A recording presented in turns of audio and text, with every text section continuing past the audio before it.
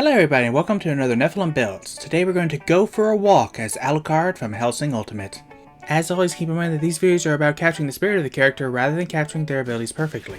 Also keep in mind that the Enforcer Roguish archetype for rogues is available on my Patreon at the $5 tier. With that said, let's start with ability scores. Using point buy will make Charisma 15. Doesn't matter if he's Nakata, Freeman, or Taka, he's got that suave vampire charm. He's also scary as shit. We'll make Dexterity and Constitution 14, he's fast and hard to kill. We'll make Strength and Intelligence 10, we don't need either, and we'll dump Wisdom. I think it's safe to say at this point that a low Wisdom on this channel is the I hate myself score. For race, Alucard is a fuck-mothering vampire, so we'll take Damp here, putting our +2 and +1 into Constitution and Charisma. We'll take Persuasion and Athletics for skills and get Dark Vision of 60 feet, Deathless Nature, Spider Climb, and Vampiric Bite. We'll also speak Common and Infernal. We'll make a custom background taking History and Religion and speaking Abyssal and Celestial.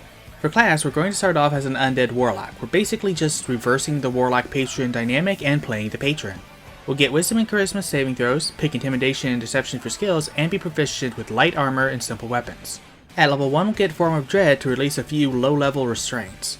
At level 2, we'll get our invocations, picking Armor of Shadows and Agonizing Blast. Take a wild guess what our guns are. Now we're going to multiclass the Divine Soul Sorcerer, getting Favored by the Gods and Divine Magic at level 1, picking Evil for our affinity. At level 2 we'll get Font of Magic, and level 3 we'll get Meta Magic, picking Empowered Spell and Quicken Spell. At level 4 we'll get an Ability Score improvement, which will put into Charisma, and level 5 we'll get Magical Guidance. At level 6 we'll get Empowered Healing, and level 8 we'll get another Ability Score improvement, which will cap our Charisma. At level 10 we'll get another Meta Magic, taking Heightened Spell. At level 12 we'll get another Ability Score improvement, which we use to take the Tough Feat. At level 14 we'll get Otherworldly Wings, just don't eat them. At level 16 we'll get one last Ability Score improvement, which will put into Constitution. At level 17 we'll get one last Meta Magic, taking Subtle Spell, and at level 18 we'll get Unearthly Recovery. Alucard is very hard to kill. Now that we're level 20, we finally have our modifiers. Now to talk spells. As a Warlock, our spellcasting ability is Charisma, our spell save DC is 19, and our spell attack modifier is +11.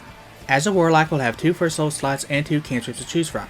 We'll take Eldritch Blast for our guns and Prestidigitation for spooky effects. We'll also have 3 spells to choose from. From Undead, we'll take False Life for temp HP and Bane to nerf our enemies. From Warlock, we'll take Hex because Warlock. As a Sorcerer, we'll have 4 first level slots, 3 second, 3rd, 4th, and 5th level slots, 1 6th, 7th, 8th, and 9th level slot, and 6 cantrips to choose from.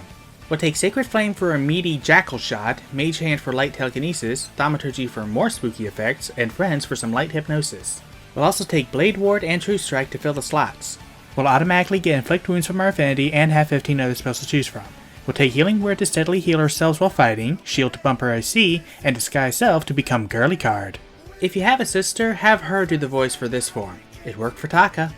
We'll take Charm Person for the Evil Love Beam, Enhance Ability for superhuman abilities, and Misty Step to poof around.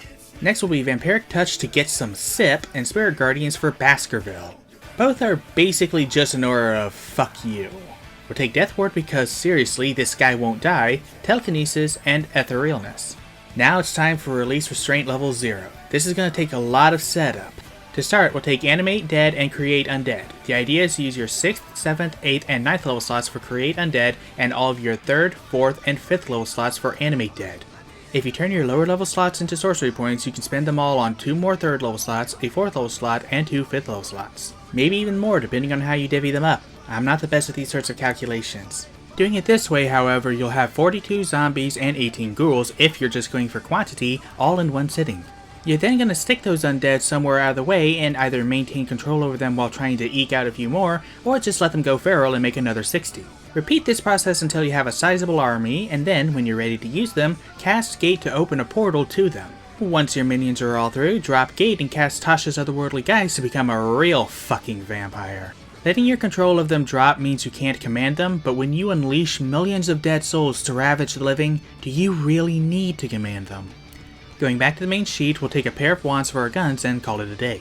Our AC with Armor of Shadows is 15, our movement speed is 30, and our average HP is 205 with 2d8 and 18d6 hit dice. And with that, we are done. Except now that I've done Alucard, Ceres and Anderson are looking a little bare. Time to fix that. For Ceres, go the rest of the way in Fighter. Take Pushing Attack and Menacing Attack for maneuvers, Cap Strength and Dexterity, and switch the Unarmed Fighting Style for Archery. Because as we learned with Wolverine, the natural weapons that are physically part of your body that you have to be unarmed to use don't count as unarmed attacks. For Anderson, take 1 level of Monk for unarmored defense and 2 levels of Fighter for 2-weapon fighting. Obviously take these levels early in the build. There, the Hellsing trio is now complete. Thank you everybody so much for watching. If you'd like to support my channel, there's a link to my Patreon down in the description. Let me know what you thought of this video down in the comments, and I'll see you all next week when I make Lilac from Freedom Planet.